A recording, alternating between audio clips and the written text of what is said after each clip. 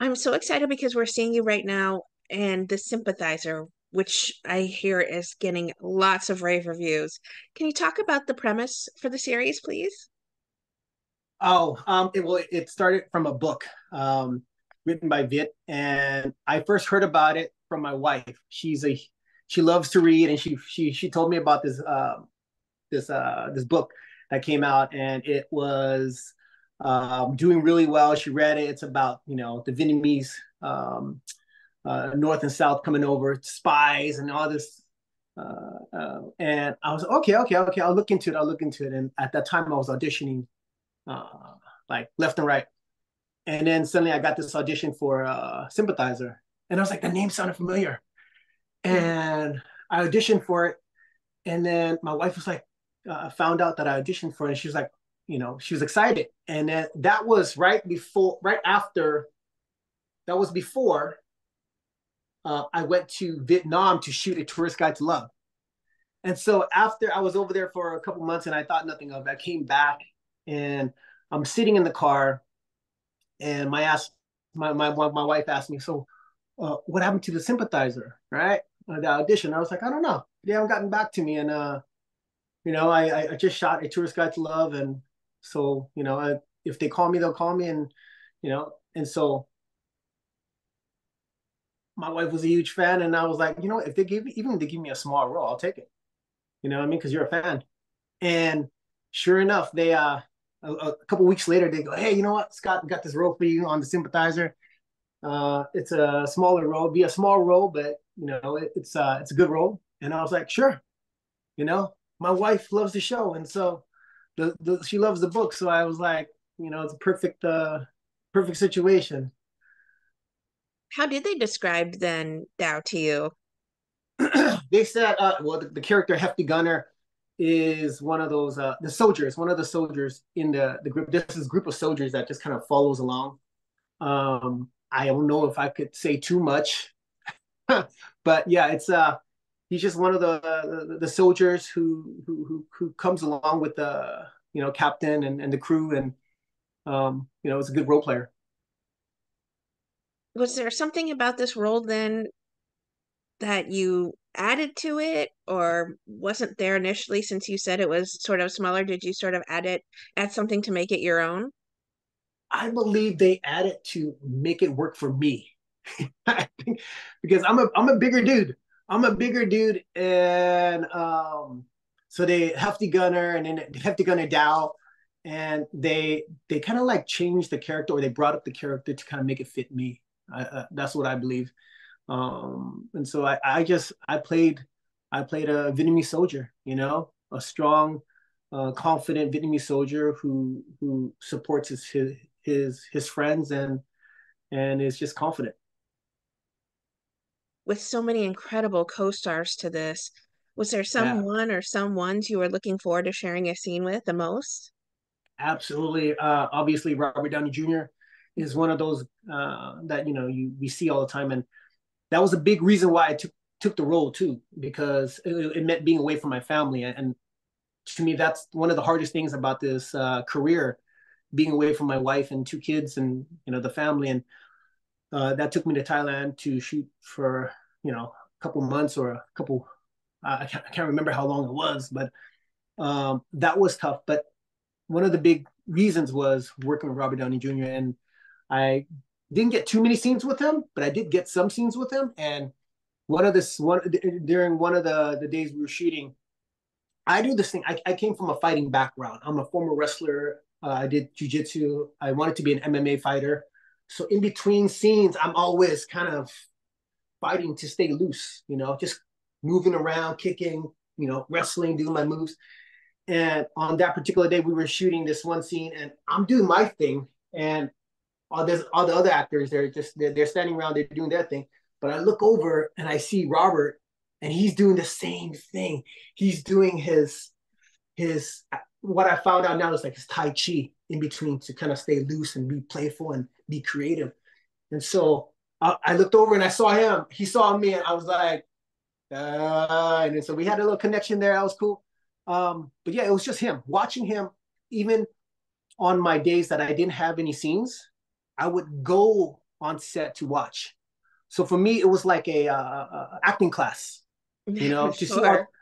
to see all the other actors, other Vietnamese actors, and all the other actors, Robert, and to just see them perform. I stood back and I watched um, the things they did, the choices they made, and that was one of the things that my wife told me, that she was like, you should go in during your off days. Always listen to your wife, guys. Always listen to your wives if you have a good wife. There are a number of incredible co-stars that we talked about, and certainly some epic scenes to this series as well. Was there a particular scene that was maybe your favorite to shoot, or one you're even most proud of doing? I think every scene we did that I was a part of. I mean, I feel blessed. I was proud of it. I was proud of being there. I was proud seeing the people, the other actors work, and knowing their backstory. I was proud to see them flourish and be there, and in their different journey, leading them to that one spot here shooting. So I was very proud of not only them but myself being there, being part of this. And it's a Vietnamese story and a different, unique story. But I think one particular one was just being. I think there was a scene where we're rushing onto a plane, and I think that has a lot of meaning for people who were displaced from their country, displaced from their homes and stuff, just running to freedom. I think that there's a meaning there too. But like I said, I feel blessed in every scene. I feel blessed right now being here talking to you, Jamie. So With such intense scene work to this show, how do you tend to shake off a long day of filming, or how did you shake off a long day of filming for The Sympathizer? my routine is working out. That's my drug.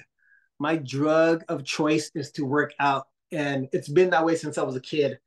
Uh, Whether it was playing basketball, jujitsu, wrestling, it's one of the greatest medicine. I always tell people I'm also a personal trainer, so I train people, so many years. And whether you're depressed, whether you for health reasons, for medical reasons, for mental reasons, um, working out and just tapping into your body and mind is like the best way to de-stress and just disconnect to connect into whatever it is that you're doing and challenge yourself. So my thing is just to rewind, unwind, is to find a gym. And if you don't have a gym, find open space and you can just kind of go do calisthenics, jog, stretch. But yeah, so that's how you unwind. And if I'm really lucky, there's a sauna.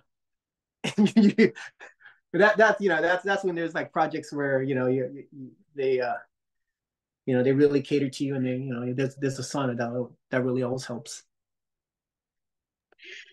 You're a part of social media. Have you already been getting an influx of people telling you how great the show is? Not yet, not yet. I in terms of social media, I think two was it 2019, 2017 or something. I logged off. I disconnected. Again, I have this thing where I disconnect to connect. I disconnected from all of social media, television, news, everything. I just focus on training people, working with people, and family. And I was off the grid, off the matrix. And I I only got on right after I shot A Tourist Guide to Love for Netflix, because they were like, Scott, you got to have a social media. It'll help. People are going to want to find out about you and they want to get to know you. So I started a Instagram in 2021, early 2021, I believe. And yeah, I started getting back on and I was on it.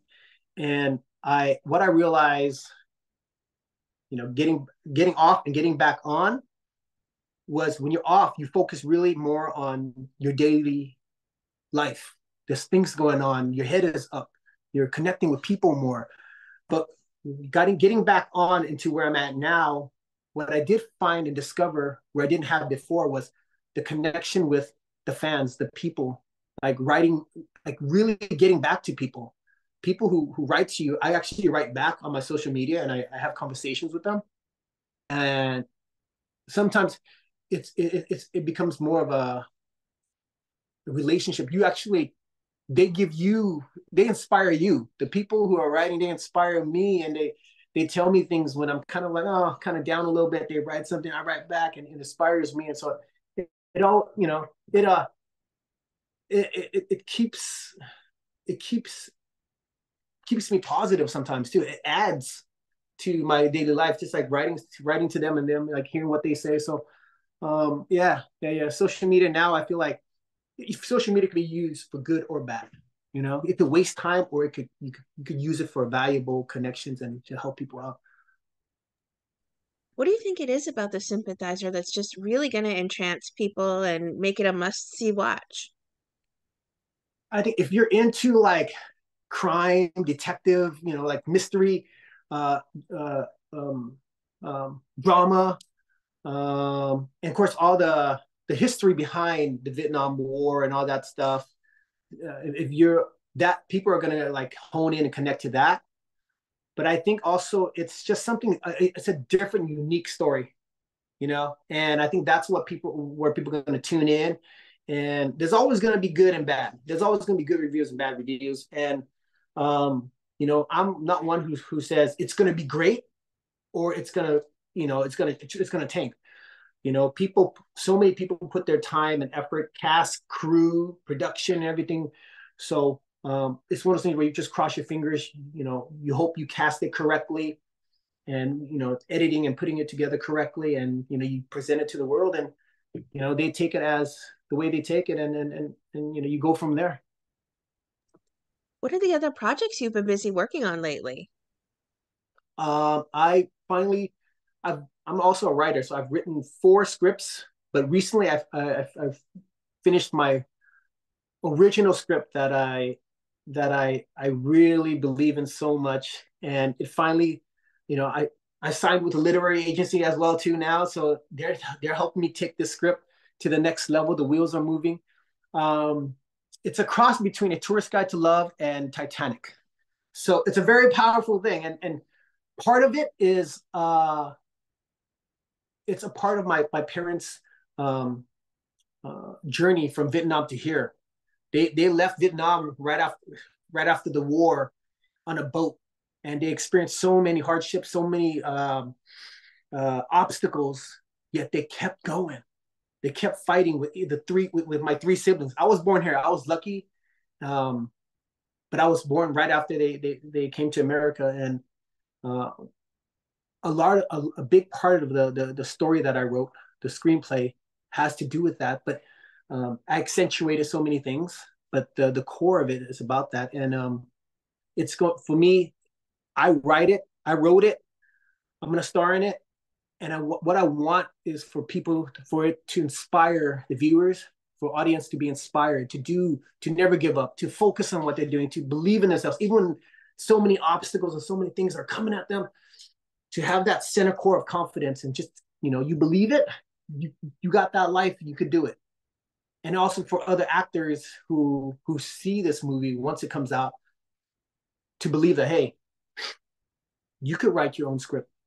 You could create a wonderful story. You could get people to support you. You could get people you could create your team, and then you have to visualize yourself, manifest this thing to happen. And will. I saw myself there on the boat that I'm going to be shooting on, telling myself, "Good job, Scott. Good job, Scott. We did it." So that's what I'm working on, and I'm excited about Um, that. have you already laid out like the scene work and stuff like that? Are you working on getting it right now, finishing the script and things like that, and fleshing out what like studios are going to pitch to?